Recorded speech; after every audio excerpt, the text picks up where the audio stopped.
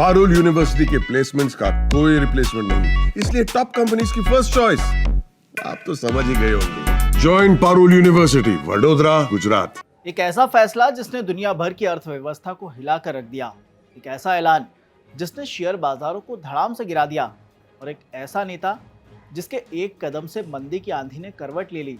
हम बात करें अमेरिका के राष्ट्रपति डोनाल्ड ट्रंप की टैरिफ नीति की, जिसने दुनिया को आर्थिक युद्ध के मुहाने पर खड़ा कर दिया है।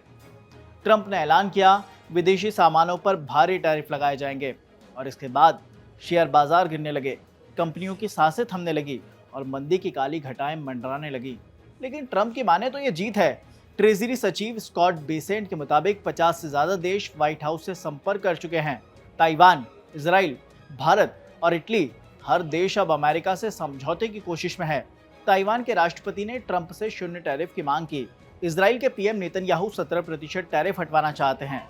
भारत ने कहा जवाबी हमला नहीं, बातचीत से हल निकलेगा, और इटली की प्रधानमंत्री अपने कारोबार बचाने की जद्दोजहद में है। लेकिन इन सबके बीच अमेरिकी अर्थव्यवस्था खुद डगमगा रही है। एक हफ्ते में $6 ट्रिलियन का नुकसान हो चुका है। ट्रंप के दूसरे कार्यकाल में अब तक कुल $9 ट्रिलियन का झटका लगा है। जेपी मॉर्गन के मुताबिक जीडीपी में 0.3% की गिरावट तय है। बेरोजगारी दर 5.3% तक पहुंच सकती है। यानी कि मंदी अब सिर्फ खतरा नहीं, हकीकत बनने के कगार पर है। और इतना ही नहीं, चारों तरफ ट्रंप की नीतियों की आलोचना हो रही है। इसी बीच ट्रंप प्रशासन ने दावा किया है कि टैरिफ लगाने के बाद 50 से ज्यादा देश अमेरिका से व्यापार वार्ता करना चाहते हैं।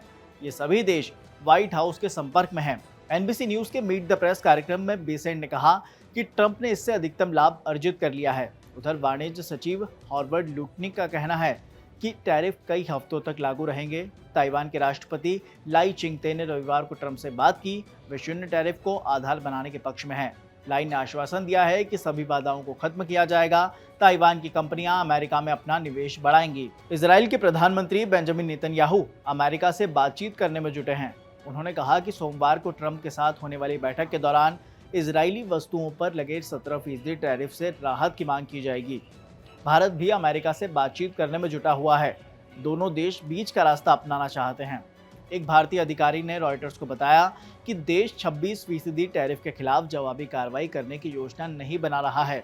अमेरिका के साथ समझौते पर बातचीत चल रही है। ट्रंप की टैरिफ नीति के कारण अमेरिकी बाजार में भी भारी उथल पुथल देखने को मिल रही है। अब देखना यह होगा कि क्या इससे विश्व भर में मंदी आएगी या नहीं।